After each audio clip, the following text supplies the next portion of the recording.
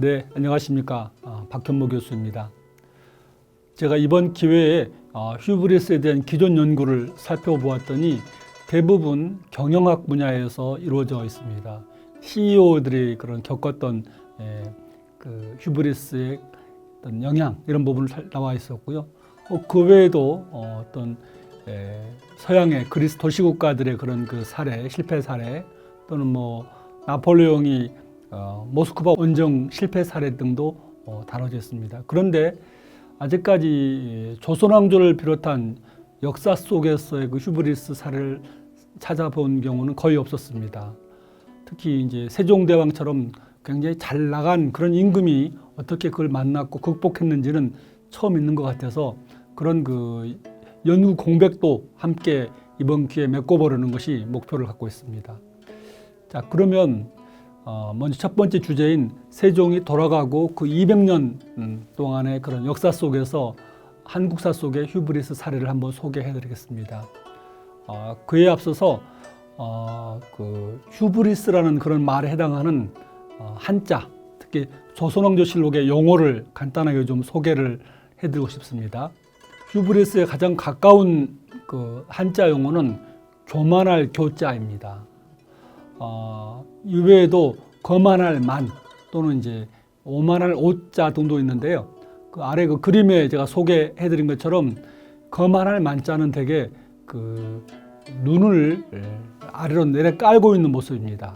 약간 게으르게 상대방을 무시하는 거라면 가운데에 있는 오만할 오자는 그 머리에 그 깃털을 꽂고 손에 악기를 들고 노는 그런 모습입니다.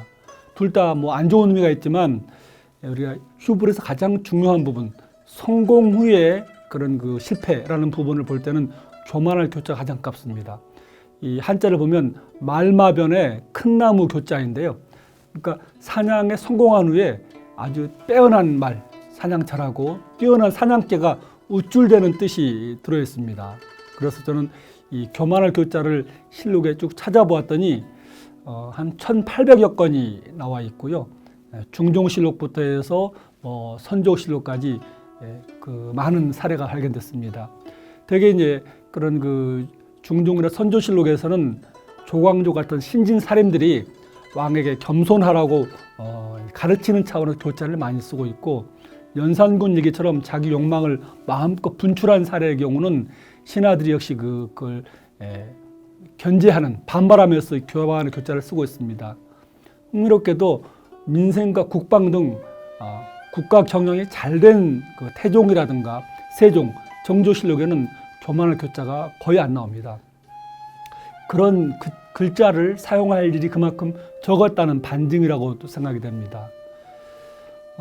그 외에도 휴브리스 가까운 그런 사례는 실록에서 자신총명, 스스로 자기의 귀 밝고 눈 밝은 것을 지나치게 믿는다라는 것, 그 다음에 호승지심이라고 그래서 이기기를 좋아하는 마음, 상대방, 신하들을 이기려고 하는 마음들이 실록에 나와 있고요. 그 다음에 자시, 내가 옳다, 또는 이제 호신소교, 그래서 신하를 자꾸 가르치려고 하는 것을 좋아한다. 전부 다 자기를 지나치게 믿어서 신하나 상대방을 이기려 들거나 가르치려 드는 특징, 이게 바로 실록 속에 나와 있는 휴브리스의 사례라고 보겠습니다. 자, 그러면 세종 사후의 그런 그 역사를 휴브리스 관점에서 살펴보면 우선 세종 시대는 제가 한 21년째 연구를 하다 보니까 우리 역사의 랜드마크라는 생각이 들어요. 즉 지도가 그 이전과 이후가 바뀌었죠. 또 문자 생활이 훈민정음 창제로 바뀌었고 조선이란 나라의 유상도 세종시대 되면서 자리 잡게 됩니다. 그 중에 이제 하나 딱 그 지도만 가지고 보자면 1402년에 만들어진 호일 강리 역대국 도지도에는 두만강 부분이 국경선이 불분명합니다. 중국과 우리나라 사이에. 또 백두산이 안 보입니다.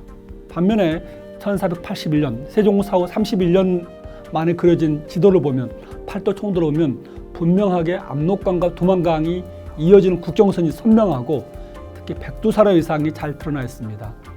한마디로 우리 민족이 사는 곳이 한반도라는 인식이 바로 세종시대 이후부터 자리 잡았다고 볼 수 있겠습니다.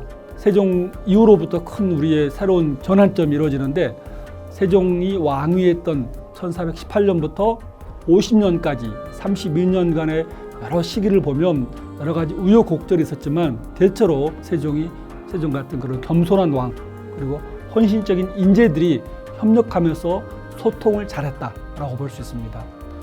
흥미로운 것은 실록에서 소통이란 말은 두 가지 뜻으로 사용되는데 하나가 말 또는 지식이 잘 소통되는 것입니다. 두 번째, 인재를 제자리에 잘 앉히는 소통입니다. 한마디로 휴브리스가 퇴치되었는가 안 되었는가라는 것은 말이 잘 소통되느냐, 인재가 제자리에 앉느냐라는 그런 상대적인 그런 그 정치 신드롬이 바로 이제 저는 말과 인재의 소통이라는 걸로 살펴보았습니다. 저는 이제 세종 사후에 200년, 즉 세종이 사망한 1450년부터 1649년, 즉 인조 27년까지가 보니까 딱 200년입니다. 이 시기를 바로 인재와 말의 소통의 관점에서 쭉 재조명을 한번 해보았습니다. 이렇게 보는 이유는 비행기의 고도를 높여서 땅을 내려다볼 때 우리가 전후 좌우를 다 볼 수 있는 것처럼 세종시대를 객관화해 볼 수 있는 장점이 있기 때문에 이런 접근을 해보았습니다. 세종이 실천했던 소통정치, 즉 휴브리스 퇴치라는 것이 언제 어떤 계기를 통해서 막혔는지 또 왜곡되었는지 이런 부분들을 제가 한번 살펴보았더니요, 5차례에 걸쳐서 어떤 그런 그 휴브리스 현상이 일어났음을 볼 수 있었습니다. 1453년, 3년 만에 계유정난이라는 제1차 쇼크가 있었고, 연산군 때 보복정치, 이른바 우리가 그 사화라고 불리우는 2차 쇼크가 있었고, 다시 중종 때 기묘사화라는 배신의 정치라는 3차 쇼크, 그리고 이제 선조 때 이른바 분당이 만들어지면서 자기 당파만 옳고 상대방을 부정하는 이 4차 쇼크, 마지막으로 병자호란 때 이제 이후에 인조 시대에 5차 쇼크가 있었습니다. 이 과정들이 이제 쭉 그 하나하나가 이제 살펴볼 수 있겠는데, 핵심적인 것은 1차 쇼크 계유정난이라는 것을 휴브리스로 다시 보게 되면 이 시기가 많은 사람들이 쿠데타에 협조했던 공신들이 요직을 차지하면서 수양대군이, 즉 세조가 자신을 지지했고 그래서 쿠데타를 성공했던 상명하달 방식 또는 일사불란함을 집권 후에도 계속해서 끌어가면서 오히려 장애물이 작동합니다. 즉 쿠데타에는 성공했으나 그 성공 조건이 오히려 그 이후에 실패한 장애물로 휴브리스 작용하는 것이라고 볼 수 있겠습니다. 두 번째, 연산군 시대에 일어난 2차례 정변도 마찬가지인데요. 전부 다 연산군의 그런 열등감, 그 어머니와 관련해서 이 열등감이 휴브리스의 표출로 반작용으로 나타나게 되었고, 그래서 자기를 비판하는 장치를 차단하고 조언자까지 모두 다 재갈을 물리고, 심지어 자기 생모 윤씨 사망에 관계된 것으로 의심되는 인물 한 명의 그런 사람을 전부 다 부관 참시, 무덤을 파헤쳐서 관을 쪼개는 그런 극단적인 심리 편향을 보인 것도 하나의 휴브리스 차원에서 이해할 수 있을 것 같습니다. 세 번째는 중종 때 이제 기묘사화와 그 이후에 그런 기대 좌절의 그런 그 3차 쇼크인데요.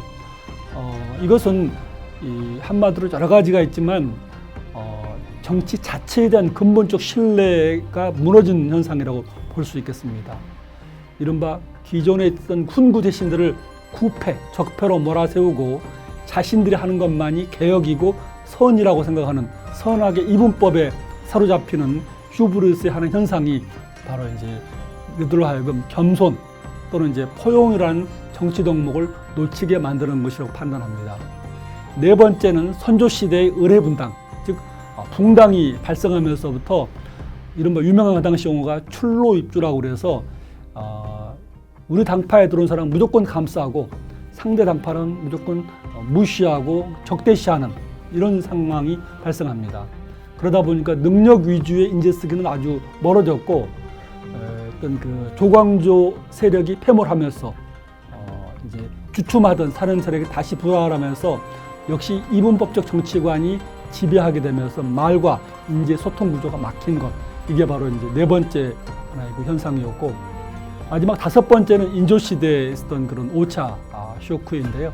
윤리적 자신감이란 부분이 인조와 서인 정권을 무너뜨리게 되는데, 즉 임진왜란 우리를 도와줬던 명나라에 대한 의리를 지킨다. 그리고 효제라는 어머니와 동생에 대해서 어떤 그 윤리적인 도리를 다한다. 그런 복원이라는 그런 휴브리스에 빠지게 되면서 민조 정권도 역시 그 후에 어떤 쿠데타를 성공해서나 성공한 요인이 곧 그 정권을 안정적으로 잘 끌어가게 하는데 실패한 사례로 볼 수 있겠습니다. 구체적 이야기를 함께 나누고 싶은 부분인데요. 세종사후 휴브리스 현상에 대해서 바로 단종시대의 황보인 그리고 김종서라는 그런 언행을 볼 수 있습니다.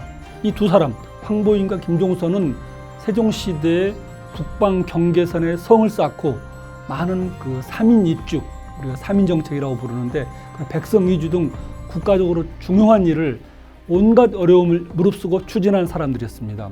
세종과 김종서가 주고받은 일이 큰 일을 이루려 할 때 처음에는 비록 순조롭지 못한 일이 있지만 그것의 공효, 후일의 그 공효는 실로 창대할 것이라는 그런 얘기를 해서 미래를 대비하는 뛰어난 인재들이었죠. 자, 그러면 이렇게 세종시대에 융성했던 이 소통의 정치 그리고 휴브리스를 퇴치하는 그런 문화는 어떻게 바뀌었을까요? 우선 권력 찬탈이라는 그런 그 세조의 정치, 그 다음에 연산군에 의한 보복의 정치 때문에 그게 많이 무너졌고 중종이 조광조 등을 배신하는 정치 신뢰의 부재, 선조시대에 국가보다는 붕당의 영수를, 붕당의 대표를 더 따르는 문화, 그리고 사대주의라는 그런 그 외국에 대한 그런 관심과 눈치 보기, 이게 커지면서 그 말과 인재가 소통되는 그런 그 시기가 다 무너졌다. 특히 방금 보았던 것처럼 세종시대에 뛰어난 업적을 남겼던 황보인과 김종서에서 보듯이 좋은 울타리가 사라지면서 이 최고 인재들이 오만 또는 독단 속에 다 쓰러져가는 모습을 볼 수 있었습니다. 겸손한 최고 지도자 세종 같은 또는 헌신적인 인재들이 협력하는 그 유교적인 왕정을 포기해야 되는 그런 상황, 이게 바로 세종사후 200년의 정치 풍경이라는 생각이 듭니다. 자, 그러면 오늘 가장 중요한 본론인 세종은 어떻게 그 휴브리스를 이겨냈나, 이런 부분을 보겠습니다. 먼저 그 휴브리스 관점에서 세종을 보게 되면 말과 어떤 그 인재의 소통이 잘 이루어지는 것, 휴브리스의 그런 반대되는 신드롬, 상징적 모습이 세종이 돌아갔을 때 딱 그런 증언을 하고 있습니다. 세종이 돌아갔을 때 세종은 말의 소통을 잘했고 사필사고라고 되어 있는데요. 두 번째, 인재를 잘 소통시켰던 이런 이면사능이라고 되어 있습니다. 이걸 잘한 임금으로 판단하고 있습니다. 실제로 세종은 굉장히 말의 원활한 소통을 위해서 정말 다각적인 노력을 기울인 임금이었죠. 경연이라는 그 세미나식 어전회의를 통해서 월 5회꼴로 다양한 창의적 의견이 들어오게 했습니다. 그리고 백성들을 찾아가서 들판에 가서 만나보는 그런 수직적 의사소통도 했고, 심지어 문자까지 만들어서 백성들끼리 활발한 생각을 주고받을 수 있겠습니다. 유명한 그 세제개혁을 하기 위해서 왕이 백성들의 의견을 일일이 물었던 과정, 또 신문고를 통해서 백성들이 속마음을 다 열어놓게 한 것, 이거 전부 다 세종의 그런 휴브리스를 극복하는 하나의 차원에서 이해할 수 있겠습니다. 특히 제일 중요한 것, 바로 인재를 소통을 잘했다라고 볼 수 있습니다. 세종 사후에 율곡이이가 세종시대를 평가할 때 우리나라 만년의 운이 세종시대에 그 깃틀이 잡혔다고 했습니다. 그 비결은 선비들을 존중했고 또 인재를 잘 양육했던 데 있다고 평가를 했습니다. 실제로 그 세종의 인재 경영에 대해서 율곡이 세종은 사람을 쓰되 자기 몸처럼 귀하게 여겼고 현인과 재능인을 했을 때 그 신분을 따지지 않았고 그들에 써서 임용하고 말을 채택할 때 집중해서 들어서 참소와 이간질이 들어갈 수 없었다고 말합니다. 한마디로 이런 장치들이 뛰어난 인재들을 나오게 했고 세종 때 그런 그 심리적 편향성, 나만이 옳다는 그런 휴브리스의 그런 요소를 막을 수 있었고 다른 사람들의 말을 경청하고 또 위임해서 어떤 소통이 잘 이루어지게 한 시기가 바로 세종시대였다라는 것이 종합적 평가가 되겠습니다. 그런데 세종도 하나의 인간이었기 때문에 특히 제왕의 자리에 있었기 때문에 교만과 독단의 유혹에 빠지곤 했습니다. 바로 재위 15년째인 1433년 4월에 1차 파저강 토벌에서 완성을 거두었습니다. 파저강은 지금의 중국의 그런 혼강이라는 그 지역의 압록강 건너편에 있는 당시 여진족이 살았던 곳인데, 그곳에 최윤덕 등이 가서 완전하게 정벌을 하고 총사령관 최윤덕이 431명의 적을 생포했습니다. 또는 참살했습니다. 우리 군은 한 명만이 사망한 것을 보고받습니다. 그때 세종이 뭐라 그러냐면, 지금 파저강을 정벌한 것은 제2 초반부에 쓰던 대마도 정벌보다 그 공이 갑절이나 된다라고 매우 기뻐하고 있습니다. 그런데 놀랍게도 그로부터 4년 뒤인 1437년에 제2차 파저강 토벌을 하죠. 근데 그때는 실패를 합니다. 그 이유는 제가 다른 논문에서 이미 발표를 하였습니다만, 제1차 토벌 때 얻은 북방 지역에 대한 정보, 그리고 승리할 수 있겠다는 자신감, 바로 승리의 역설 내지 휴브리스 희생의 결과가 바로 제2차 파저강 토벌입니다. 제2차 파저강 토벌을 실패라고 보는 이유는 이 토벌의 목표였던 파저강 일대의 여진족 추장 이만주라는 사람을 살해 내지 생포하는 게 가장 중요한 2차 파저강 토벌의 목적이었습니다. 근데 그걸 하지 못했죠. 당시 정승이었던 노한이라는 사람이 총사령관 이천이 불필요하게 여진족 말고 명나라 사람까지도 죽였다라고 비판했고, 그까지 토벌은 여연 판관, 여연 지역의 수령이 군사 200~300명만 데려가도 충분히 할 수 있었을 텐데 7~8천 명을 데리고 가서 겨우 이 정도냐라고 할 정도로 당시도 이미 성공하지 못한 것을 지적하고 있습니다. 세종은 1차 토벌에서 승리해서 그런지 2차 토벌에서는 유난히 왕의 지시가 많았습니다. 신하들은 지시에 따른 보고를 많이 했습니다. 현지 지휘관들에게 전지 또는 명령이라는 말로 실록에 기록이 되는데 약 63% 정도, 총 37회의 지시를 하고 있습니다. 이것은 1차 때 왕의 지시가 전체 의사결정 방식의 29%에 불과했는데 2배 이상이 2차 토벌 때는 증가한 것을 볼 수가 있겠습니다. 2차 파저강 토벌의 의사소통 과정을 보게 되면 왕과 승지, 그리고 현지 지휘관을 중심으로 세종은 비밀리에 의견을 많이 주고받고 있습니다. 1차 토벌 때는 그렇지 않았습니다. 1차 토벌 때는 토벌을 할 것인가부터 해서 거의 석 달에 걸쳐서 대논쟁을 통해서 발생할 수 있는 문제점들을 다 검토한 끝에 추진하였습니다. 그런데 2차 토벌 때는 현지 책임자인 이천 등에게 비밀리에 추진하라. 비록 가까운 친척이라든가 자제를 할지라도 모르게 하라. 이렇게 하였습니다. 그 이유는 아마 1차 토벌 때와 달리 이제 여진족의 위치나 규모를 알고 있다는 점, 그리고 명나라에서 황제가 이미 승인했다는 점, 그리고 이제 군사상용 문제를 토론하는 것이 적절치 않다는 그런 판단이 있었던 것 같습니다.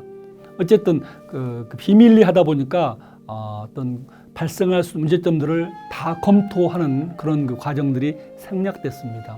이제 세 번째 그런 의사결정을 보게 되면 국왕이 구체적으로 지시하고 현지 지휘관은 그대로 따르다 보니까 현지 지휘관의 재량권이 크게 줄어들었습니다. 모든 게 대부분 세종이 위에서 다 군사 쓸 일을 다 지시하고 아래서는 이제 토벌 지침을 따라가서 현장 지휘관의 재량권이 크게 위축되었습니다. 제가 살펴보니까 총사령관 이천이 전투가 진행되는 도중에 무려 5번이나 계속 왕에게 비밀, 긴급 보고, 첩서를 보낸 걸 보게 되면 얼마나 깊숙이 왕이 작전에 개입했는지를 보여주겠다고 볼 수 있겠습니다.